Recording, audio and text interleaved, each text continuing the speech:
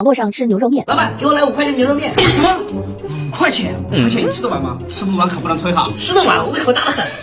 哎，就2个面啊，这谁吃得饱啊？